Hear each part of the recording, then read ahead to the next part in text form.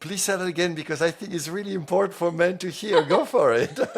I have a lot of clients, examples of clients who've been the nice guys, felt totally um, like a failure, inept, inadequate, and so on and so forth about themselves. And then they came out on the other side, now calling themselves sex god. That their women call them that. Welcome to the Vibrant Couple. Today I have invited Iryna Sulim, who coaches men, to talk about masculine embodiment. Masculine embodiment is as much as feminine embodiment. It has to do with a person be in connection with their body, feeling their body, and knowing how to sort of move with ease from different parts of themselves. You know that we all have many parts within ourselves.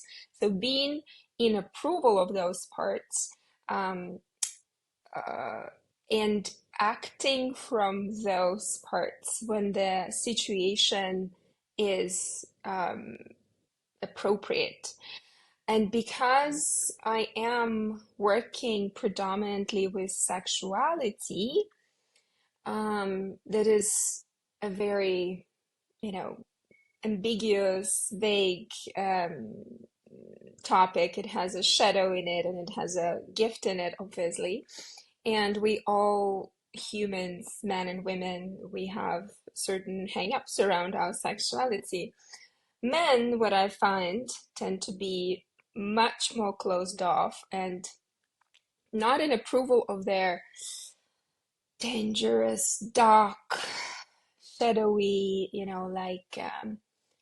raw, primal impulses. That is Mhm. what we women are so desiring in a man when it comes to the bedroom. And so, because we live in a society where that is considered toxic, um, so men are a little, walking on the edge and shaming that part of themselves. So when I come as a coach into this dynamic, when I work with men on that, I actually help them to understand that this is desired by us, by women. And I'm as a woman, I say, yes, I want that. Give me that. um, and um, help them to also find their unique flavor of that embodied masculine expression, because we all women are different. They all, their masculinity is like it's never the same. Yes, there are maybe generic features that we know about, like leadership, initiation, assertion, penetration, all of that qualities, but every man has his own ways of expressing. And so if he owns that expression fully, no shame, and in approval of it and with integrity with it, and the woman will love him for it. I just realized something. For a number of years, I've been struggling to teach that what trips women is fear and what trips men is shame. And I've struggled in talking about it in a negative way. What I just realized in what you said is when a man is free of shame, he can create an environment free of fear for women. Yes, indeed. That's I agree. beautiful. Yeah. I agree. Yeah, so I what I'm agree. hearing is you are inviting men who are typically closed off and, very strong cultural conditioning for men not to feel and not be sissies and not have feelings and don't cry and all those things, to get in touch with their feelings, to get in touch with their senses, to get in touch with their animal, darker desires, and own them. Doesn't necessarily mean to act on them, but own them so that they can show up fully, freely, and that's what the feminine really wants in the bedroom. Yeah. Yes. That's true. In my coaching practice, I work with men on kind of helping them to get to the point where they own their powerful sexual beingness, and also helping them to heal their vulnerable parts, like the inner boy inside of them, the emotional aspects that are so key to be also in approval of and owning when you make love to a woman. Because you don't, I actually want to say that I attract in my practice a lot of nice guys. So we work on like, okay, your niceness is not what attractive.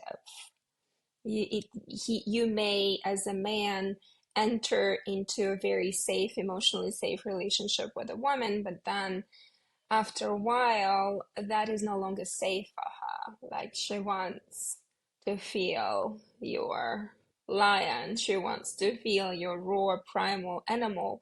She wants to know you can kill for her if necessary. And those parts I also kind of like tell them and coach them on and help them to figure that out on their own through doing the practice of like embodiment practices that we do with the men, either through breath work or through gestalt therapy or through self-pleasure.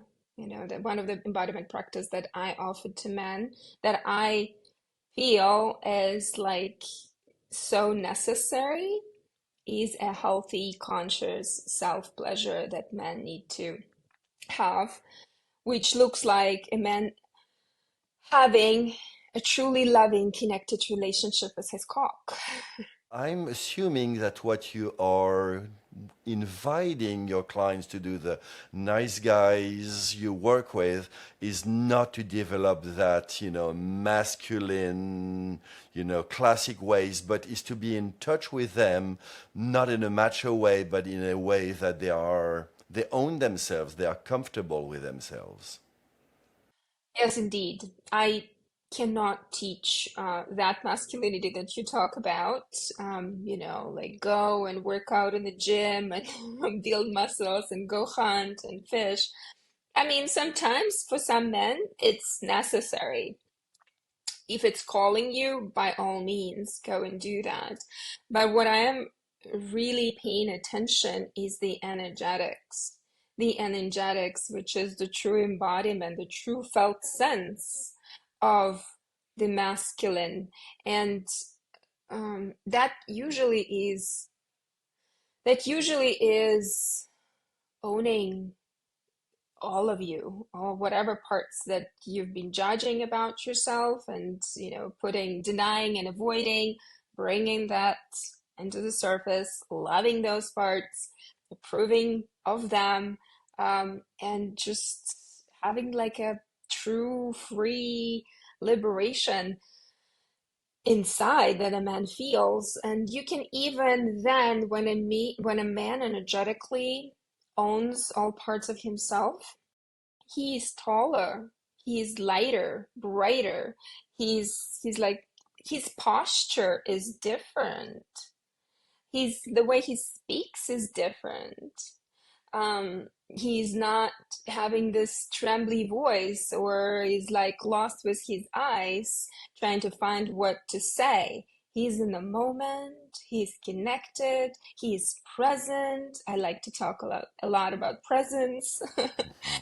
So, Wow. I always tell a man about dominance, like that very attractive to women. And I'm like, well, it's not you buying toys at a sex shop and then going and, spanking your woman, blindfolding her, and doing all of it. It's not about that. It's about your energetics. So, if, for example, you as a man aspire to be a masterful lover or whatever identity. I like to work with men in this practice of creating empowered identity, which the identity that actually knows how to make love, how to do relationship, how to express in communication in a conscious way. So what qualities does this identity have? Like what is inspiring to you. Maybe you take some of those qualities from James Bond or from, Ryan Gosling from A Stupid Crazy Love movie. Like whatever it is that speaks to you, put it on, have it be your outfit, see how it fits, and then, play, express from that part of you. And maybe at first it's going to be theatrical and a little fake, but try it a little bit more. Maybe you like it a little bit more, and then see what happens. Because if it's yours, it will stick. If it's not yours, it will just fall away. So this is truly a beautiful experience for a lot of men. What I want to give an example of one man that I'm working with right now. He is in his 30s. He's Middle Eastern, and so he's having a total revamping of his identity and how he is with women. So his gift is he's good at dirty talk, or he's good at sexting. He's good at poetically like playing with a woman's imagination, and he's a good writer at the same time. So he didn't know that that could really turn a woman on and make her wet. And I'm like, yes, use it. It's beautiful. And he loves it so much. And now we call him like a masterful dominant poet, and he does crazy things with this woman. And he comes to me and he says, Iryna, my world is upside down. I didn't know that I could do these things to women just with my natural giftedness. Like, yeah. It seems that you've worked on removing the shame. You have the same man, same, upbringing culture, same gift, but now he plays it fully and playfully. Exactly. Yes, there's a lot of playfulness, there's a lot of creativity, which I absolutely invite at all times. Like, women love to be blind, women love to not know. So keep her guessing, keep her anticipating, and at the same time, be respectful, be honest, be in integrity. And because I'm a woman, I'm like, protect a woman's heart, protect a woman's heart. Like, be dangerous, but protect a woman's heart by all means. And that means stay in your integrity no matter what. And so he says he's there at the moment, this man is on a journey. He's not looking for a relationship, but he's dating, and he's dating multiple women, and he's honest with every single woman. Like, yeah, I'm dating many women at the same time. And he owns it, and he's like, steadfast, owns this. And women love that. Yeah, Yeah. this is wonderful because one of the things I'm hearing from the women I work with is that they live their life on eggshells, not knowing who men are, not knowing what men want. So when men say, "Hey, this is who I am and this is what I want," they can relax and know how they can be around. It does not mean they're going to say yes to dirty talk or yes to sex or yes to that, but they can relax if they know a man is horny, and then they know what to do around it. Yes, and they also like, there needs to be some congruency between what he says and what he does. And Of so course. I do Yeah, tell men that this is what women have strong antennas for, your yeah. integrity. So please be transparent, please be honest. And in on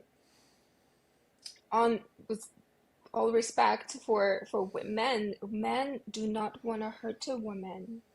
It's like the reason why a lot of men run away from like a ghost is because they're so scared to hurt a woman by saying the truth, and they are not taught. Why are they doing this? Because they are not taught this relational skill that, hey, you are not responsible for her feelings. She's gonna be hurt anyways. So she's a big girl. Tell her honestly from the get-go what your intention is, and then like stick to it, don't change. This is very interesting because this is the exact opposite of what nice guy have been, brainwashed with. Yes, exactly. Yeah. Yes, they're like fascinated. This because men are so afraid to hurt a woman and make a woman angry, and that comes from how they've been maybe with their mothers. That we have to untangle in many cases, and that's what society also brainwashes men about. Yeah, so we are unwinding a lot of deep things Yeah. here. And there are indeed lots of jerks out there that it's not good to follow their path. And so I wish there were more of that talk about what women really want. And of course, not these, uber macho, bigger cock, whatever, the manosphere circles or, promote, but these men who are present, even if they are not muscular. Yeah, even if they don't have those muscles and go to the gym every day, but they may be poets and writers and musicians and artistic types, and they need to tap in more into the warrior archetype because we do work a little bit with the archetypes. You know, there's an artist, the lover, the king, the warrior. And so because every man has this archetype within himself. It just sometimes there's one that's dominating and others are kind of like a little not underdeveloped.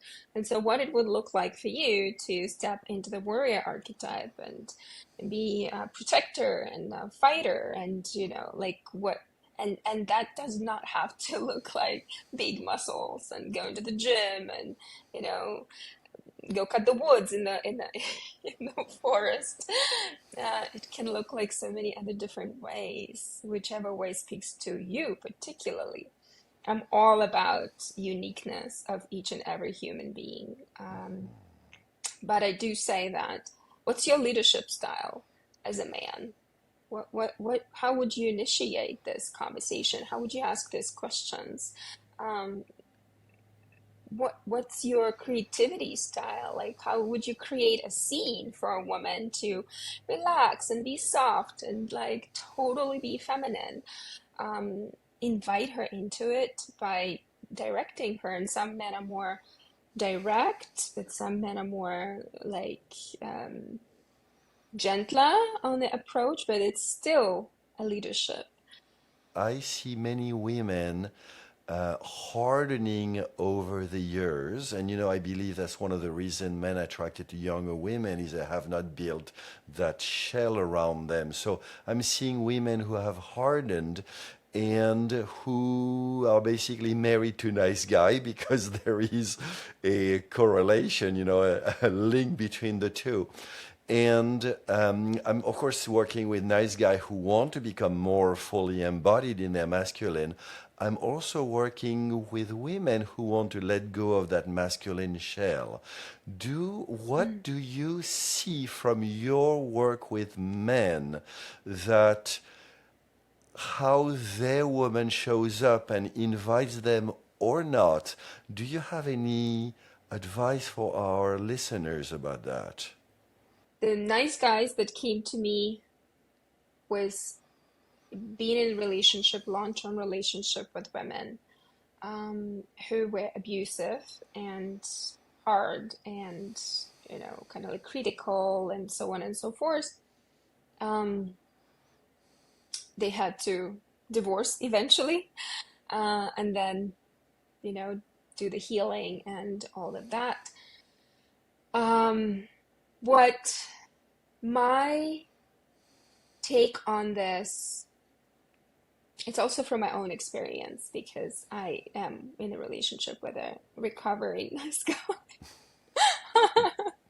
And um, I had to personally to shift my energy, um, and I had to learn to unwind the patterns within myself that hardened, independent woman that because when I was growing up, my parents would tell me, be strong. You're a strong woman. Be strong. Don't ever cry. Don't ever cry. Don't you dare cry in front of a man.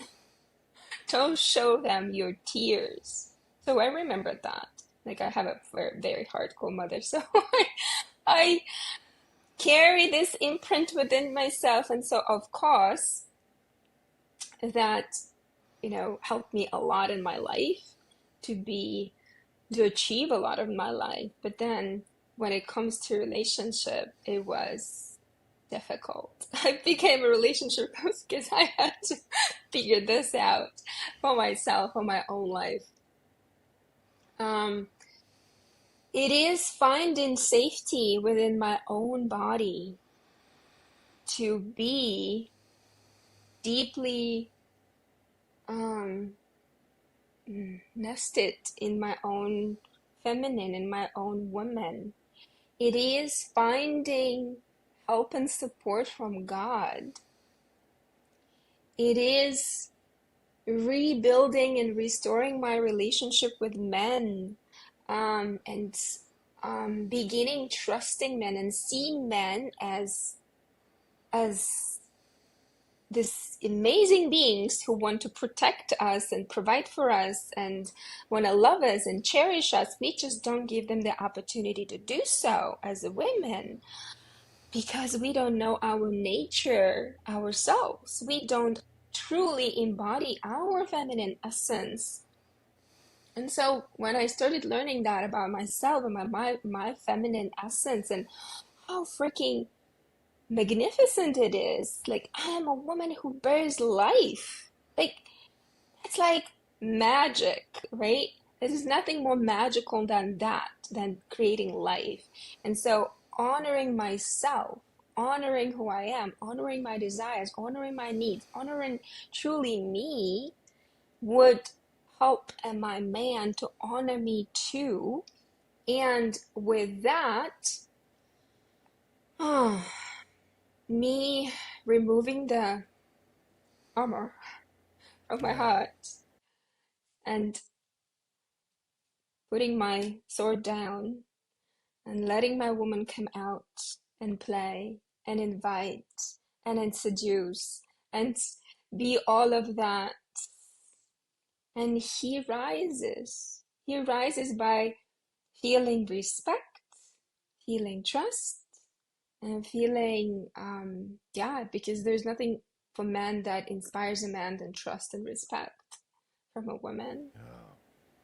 It's very interesting because most women don't understand that is the only thing they have to do is to show up in their feminine, let go of their masculine armor. Otherwise, it's basically too masculine or she outmasculines him and it becomes in his feminine, and that's not nurturing for most or satisfying for most women.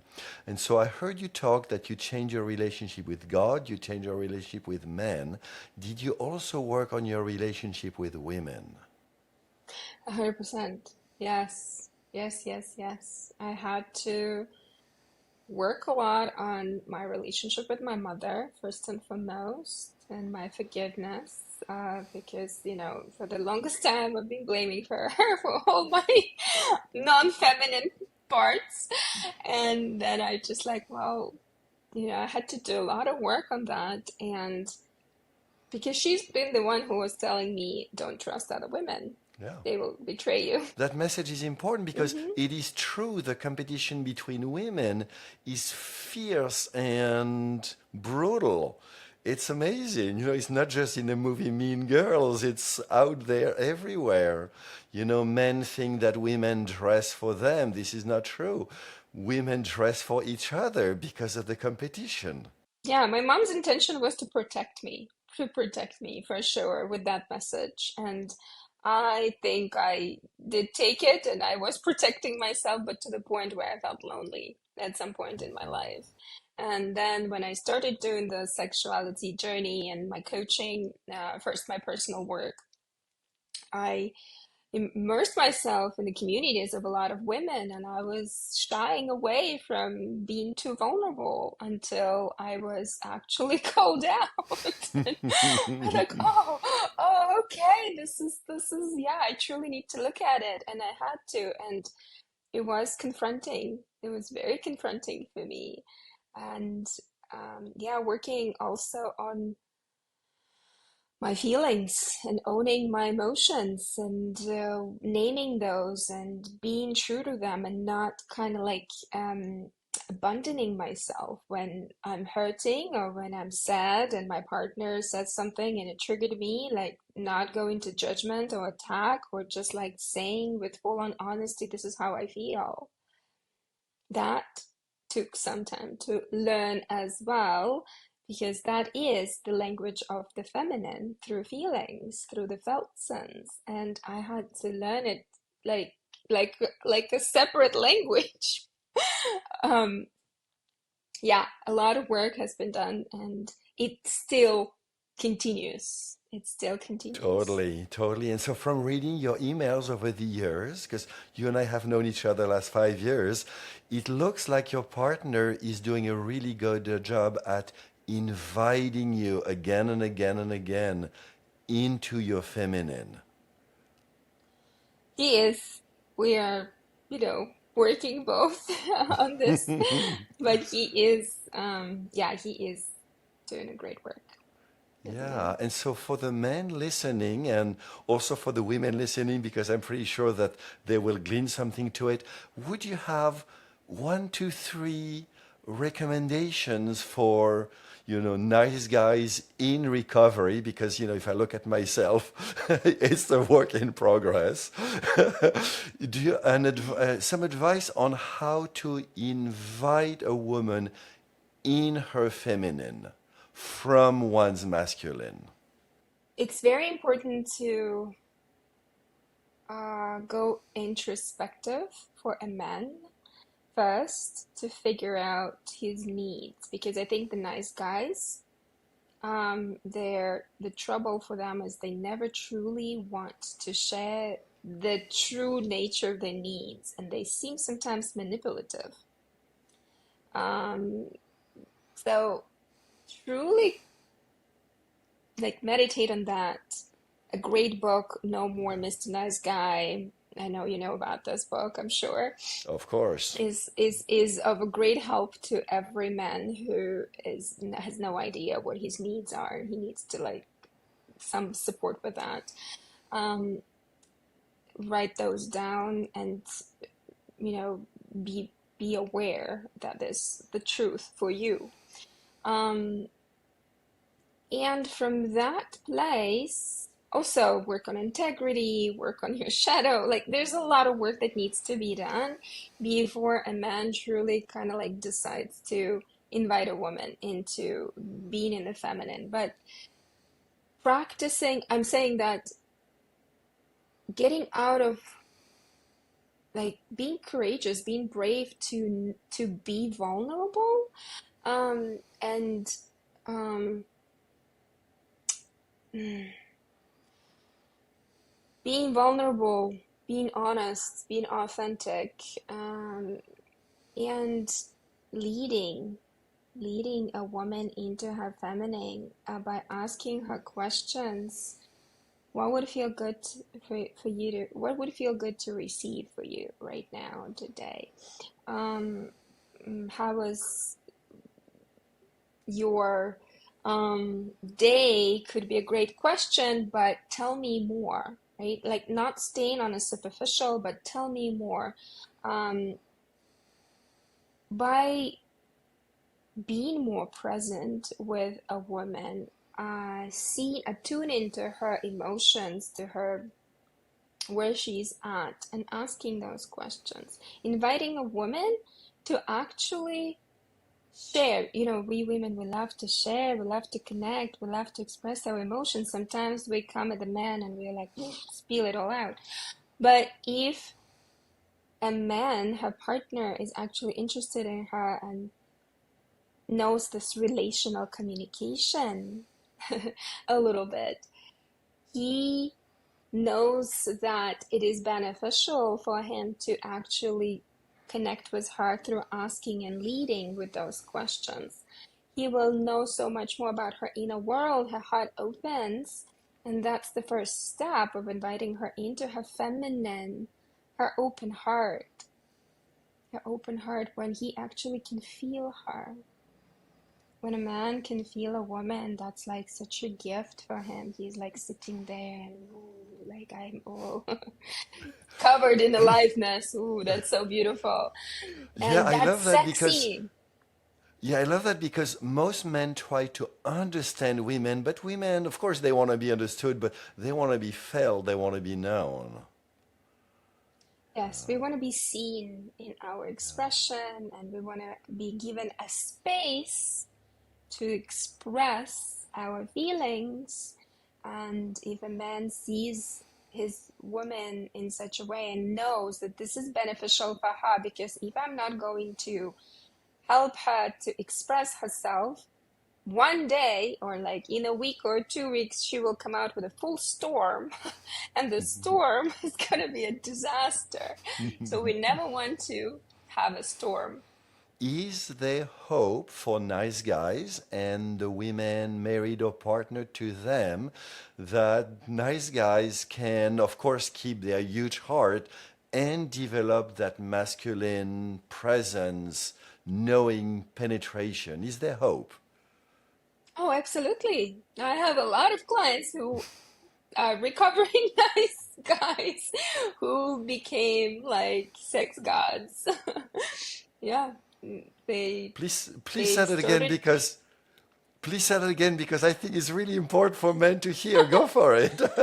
I have a lot of clients, examples of clients who've been the nice guys, felt totally um, like a failure, inept, inadequate, and so on and so forth about themselves. And then they came out on the other side, now calling themselves sex god. That their women call them that, and they're often thanking me.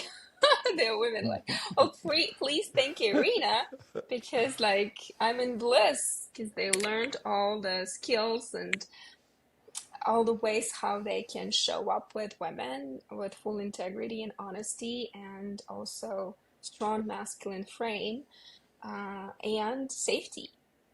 Like their heart and their cock and their head, everything is in alignment. Wonderful. Well, Irina, I really enjoyed our conversation. Please keep up the good work.